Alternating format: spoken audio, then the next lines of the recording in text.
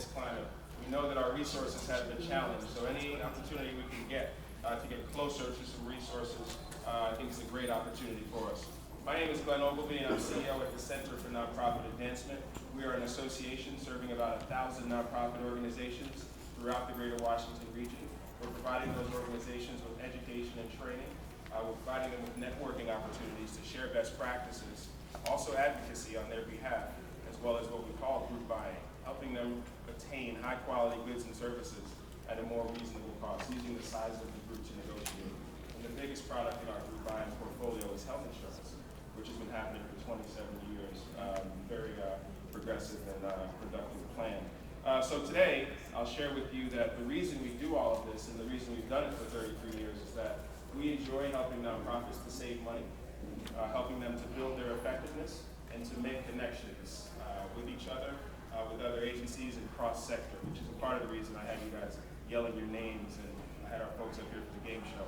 The more we can connect, the better we can be as groups and organizations. So thank you for indulging in that exercise.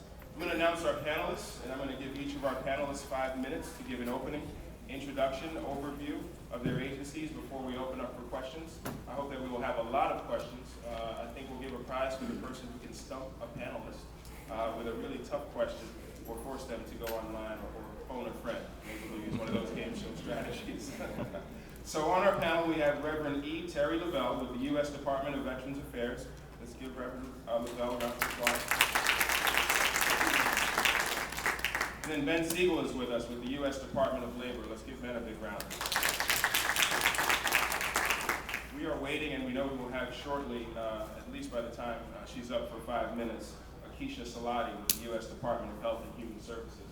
And when she shows up, we're going to ask her some questions that we didn't ask anyone else in the group. We're going to give her a little bit of a hard time. I'm kidding. So why don't we start with you, Reverend Lavelle, just a few opening words about your organization, anything you'd like us to know, and then we'll move on to Ben. You can take the mic if you like as well. Okay, great. Do we have any veterans here or anyone that served in the military? Would you please stand?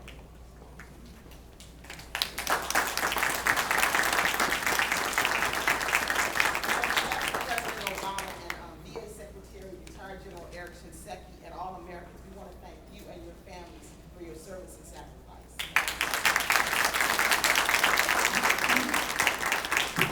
Besides, have all these veterans signed up for their benefits? I'm supposed to always check that out. How many of you are familiar with the VA structure? Not very many. Okay, I'll tell you briefly about that. VA is the second largest agency in the federal government. We have the Office of the Secretary, and under the Office of the Secretary, we have 3 administrations. Veterans Health Administration. VA is the largest provider of direct patient care in the country. We have 153 hospitals nationwide. Then we have Veterans Benefits Administration. We have 57 regional offices where veterans or those that work with veterans can take them to sign up and find out what they're eligible for in terms of benefits. And then we have NCA, which is National Cemetery Administration. VA has 131 cemeteries across the country. And they do more. When I first got there, they would say, are you going to talk about NCA? I'm like, no, I'm not going to talk about cemeteries. They're like, Terry, there's more to NCA than just the burial process. So they do a lot more. They work with families before a veteran dies, but then they're also there to provide support. Under the Office of the Secretary, we have program offices. The office that I serve as director of is the Center for Faith-Based Neighborhood Partnerships, but we also have a Center for Women Veterans, a Center for Minority Veterans, the Office of Survivors Assistance, and then we have our other divisions. And under our VHA, which is Veterans Health Administration, how many of you all knew that VA has one of the best programs for HIV/AIDS in the country? See, yeah, I had been in VA maybe a year, and I was Googling something because I'm an RN, and I had done a lot of work through HIV/AIDS in Chicago.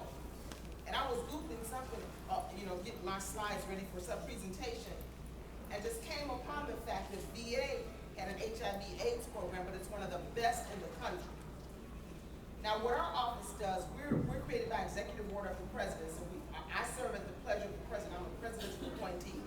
The goal of the Faith-Based Center, especially at VA, is to work with with faith-based and nonprofits to make sure that they know the programs and services that VA has available for veterans, their families, survivors, and caregivers.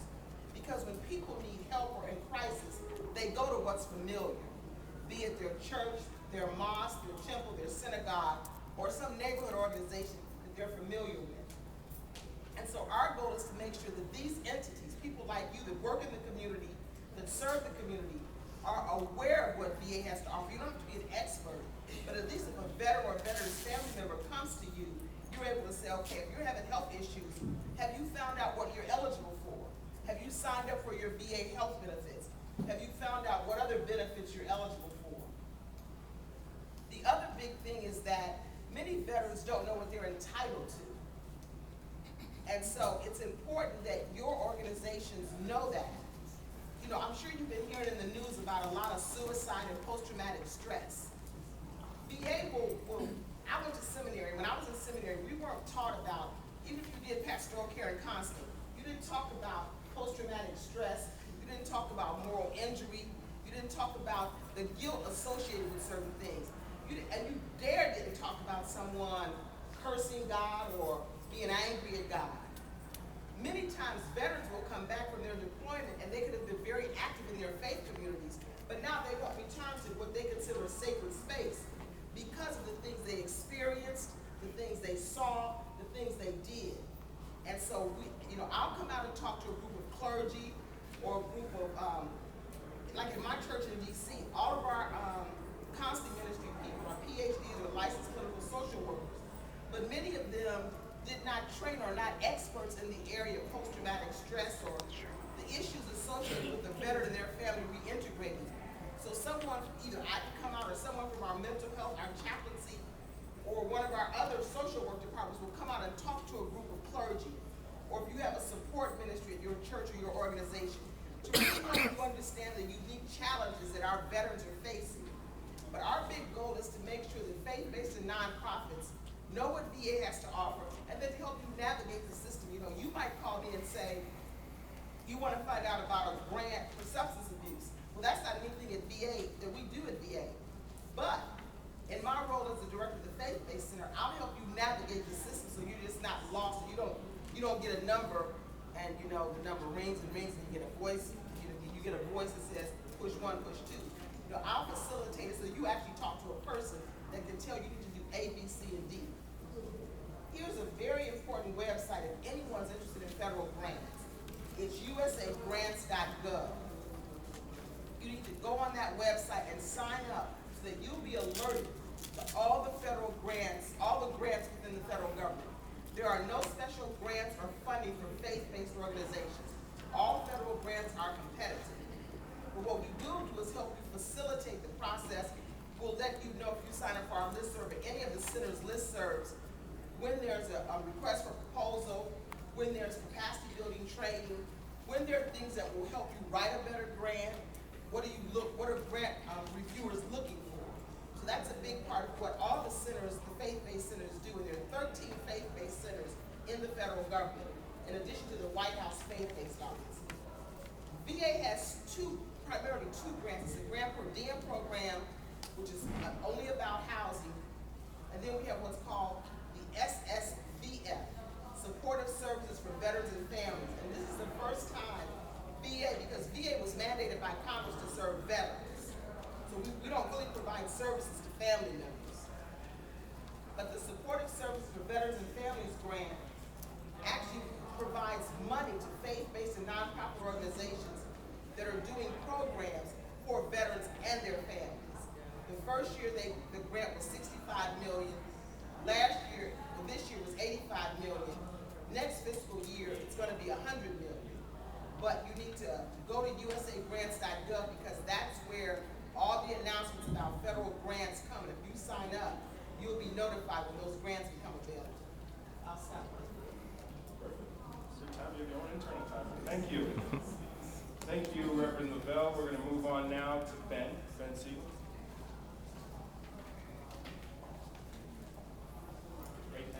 Good morning, everyone. So I'm with the Center for Faith-Based Neighbor Partner Chitasso, but at the Department of Labor, and I want to spend a couple of minutes with my overview just to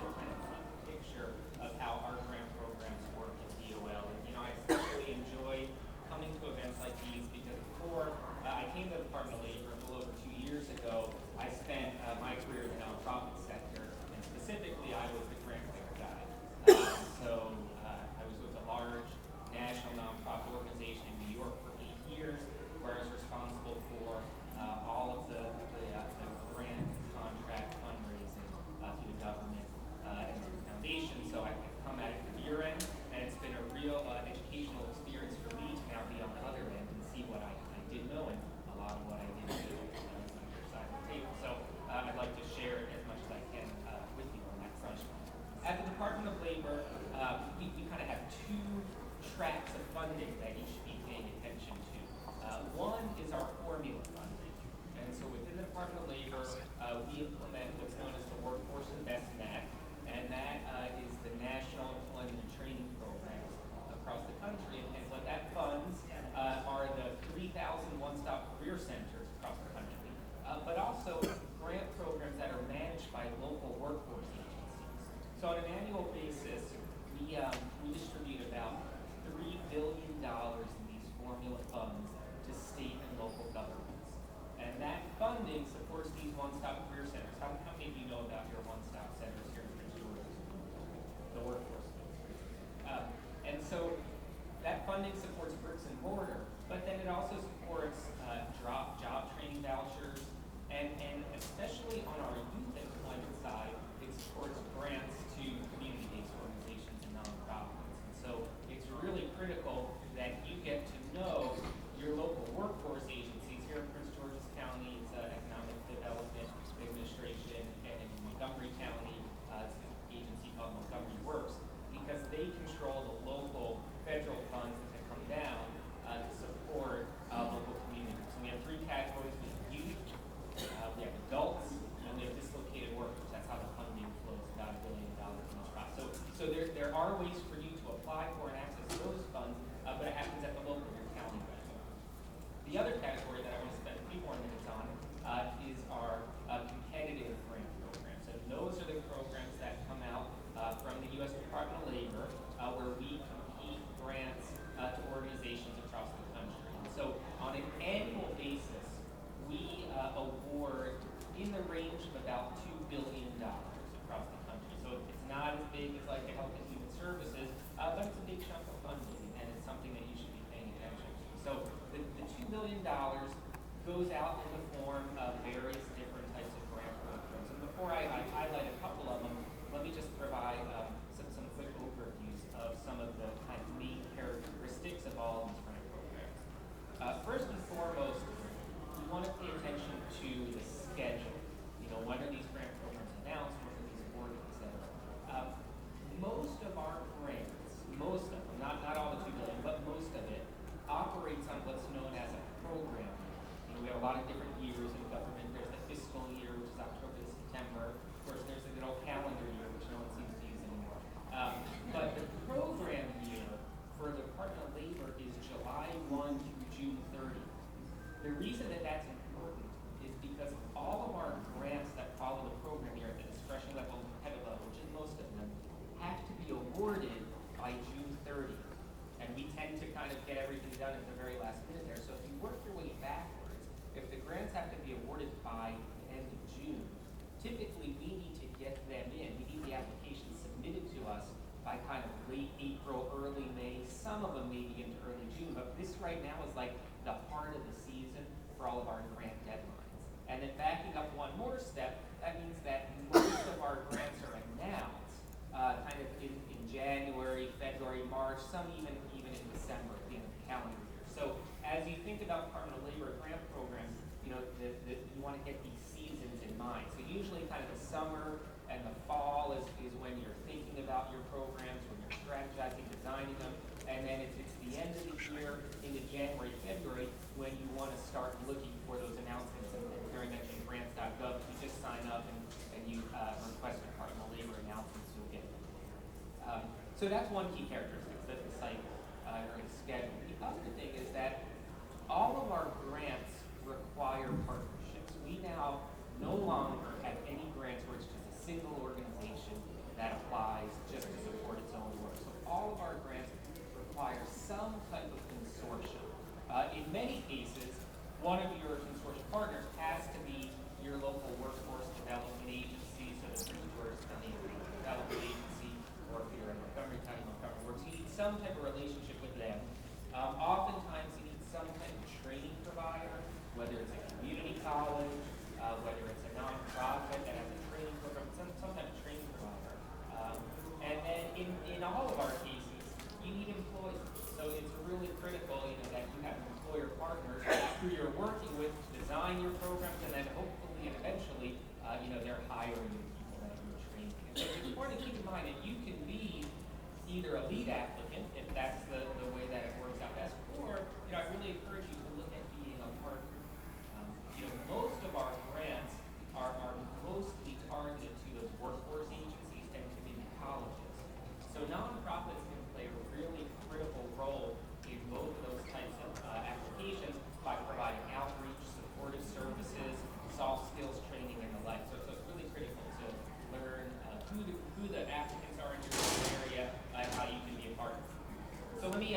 quickly just talk about a couple of our grant programs that I do want to throw out 2 or 3 quick tips, and we'll get into the Q&A.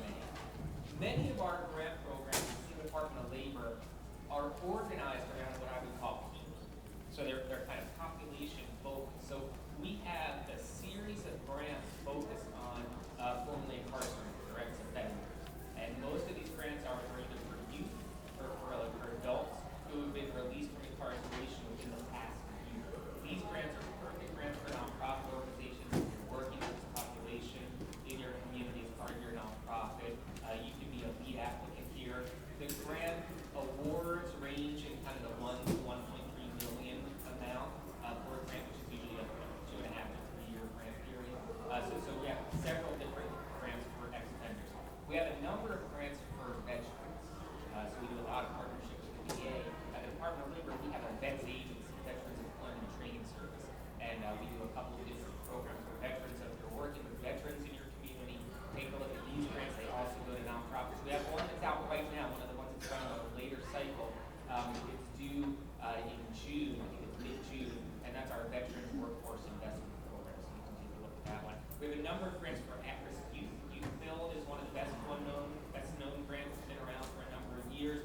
It's a really interesting model. Nonprofits tend to get these grants too. That combines affordable housing and construction skills with work experience or training opportunities for young adults. And then there's a couple others, but I want to close by giving you a couple of tips to think about that we can get into some Q&As. And here they are. So in addition to grants.gov, the Department of Labor recently launched our own grants database. And so it's on the DOL website. I've got some materials here that I'll leave up at the table that has all these website addresses in there that you can take with you. So you can go onto this database, and where it's a little bit different than grants.gov, you can search all of the current grants, you can search past grants, and you can also get a list of all grantees. So you can go in there and you can do a search on Maryland, and it'll list for you all of the Department of Labor grantees in the state of Maryland. So that's a valuable resource, and not just current grantees, but past grantees as well. So that's a good way to connect to groups who have received our funding. I'd also encourage you to partner with current grantees. So you can go to that website, you can find out who the current grantees are, and even if they currently got an award, just figure out how to partner with them. You can learn from them, you can provide referrals to them, but you want to kind of start to get to know those groups who are getting funded. Obviously, you can apply as a lead or as a consortium member, so look to be an applicant. And then a final tip that I'll leave you with now is that you can sign up to become a grant panelist.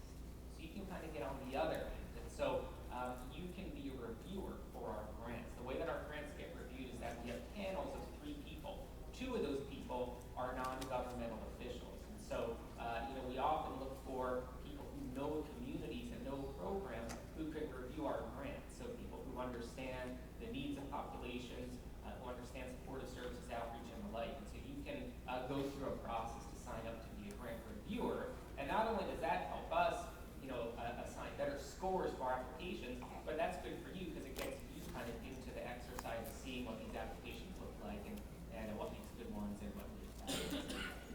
So I'll leave it there, and I'm going to be happy to answer questions. Excellent, great information. So just so we can keep it all organized, I want to remind us that we heard from Reverend Lavelle, Department of Veterans Affairs. We've just heard from Ben Siegel with the Department of Labor. We're going to hear from Acacia Salati, Department of Health and Human Services. She's here and joined us. And once she shares, we're going to open up for questions. But I do see some sort of eyes falling just a little bit. And I do know that Acacia just joined us, so we should introduce ourselves to her, don't we think? Can we have her going on? She has no idea what's about to happen. So deep breath, inhale as much as you can. Exhale with your name as loud as you can. I'm going to coordinate this next one. Deep breath, inhale. Exhale. Okay, she knows us all now. Acacia, the mic is yours.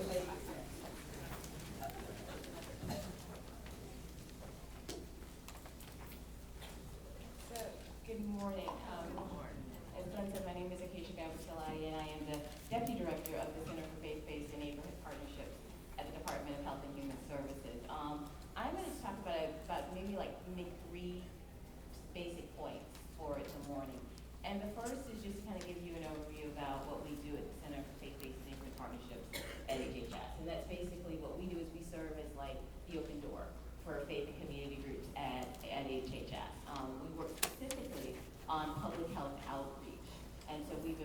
lot in terms of being able to help educate faith and community groups about the Affordable Care Act, what benefits and provisions are going to be able to be benefiting you and your communities, and also talking a lot about health disparities issues, and how we can make sure that as the Affordable Care Act continues to get implemented, that people know about these initiatives that are going on in their communities to help them, be more healthy.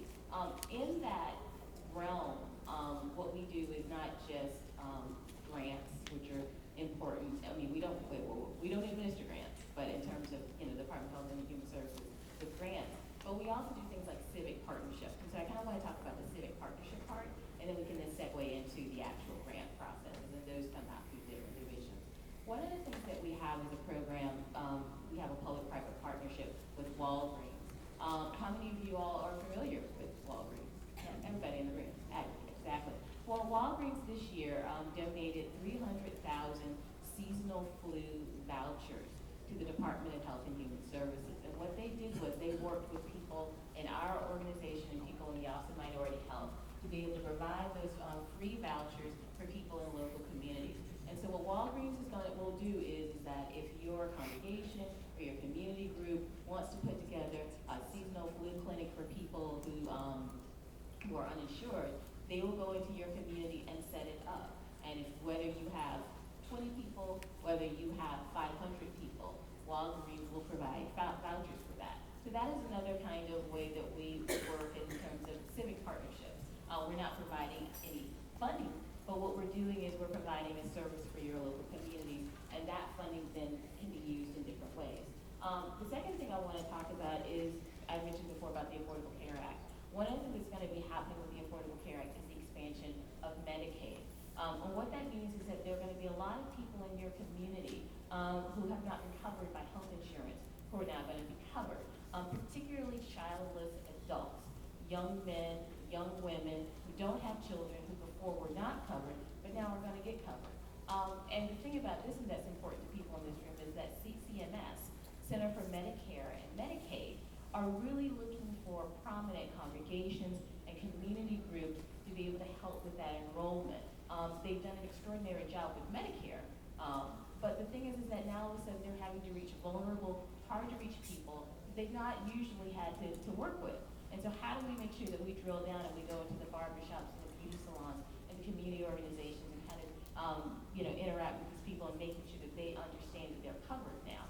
And so those are some of the things that are going to be happening along the lines. There are going to be incentives for being able to help to enroll them. So as that kind of comes along the pipe, we will certainly let sure that Congresswoman Edwards knows about this as well. And lastly, I want to talk about a guide that ACF has. ACF is the Administration for Children and Families. I've got a PowerPoint that I'm going to make sure that please make sure that you get registered, and I'll give it to Congresswoman Edwards' staff and make sure that you get that. It goes into a lot more detail than I'm going to provide at this moment. But basically, Administration for Children and Families is like the human services arm for the Department of Health and Human Services. They work with TANF, they work with child care, they work with CAP agencies, they work on refugee resettlement, and they administer both discretionary and mandatory grants. And what they have put together is a guide for faith and community groups that really kind of takes a look at all the different programs that they're having in terms of grant funding and provides you with really great assistance in terms of how to get it. One of the things that they talk about is not just taking a look at what's been going on at ACF for the past year, but also they have a website called Grant Forecast. And what that does is that allows you to kind of not just take a look at what they have funded in the past, but also to take a look at what they are trying to fund, what they are going to be funding in the future, to make sure that you're going to be prepared for that. There's also grants.gov has been, and I'm sure Reverend Lavelle has mentioned. And in terms of our office, we have a bi-weekly newsletter that comes out, and that's www.hhs.gov/partnership.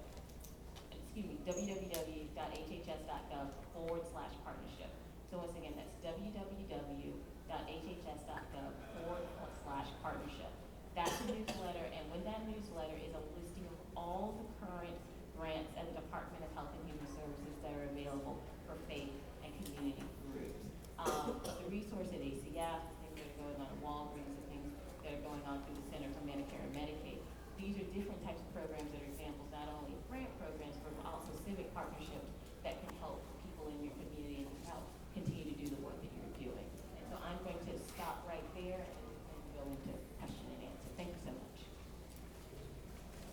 Excellent. So this is the time where we open up for those candid and direct questions.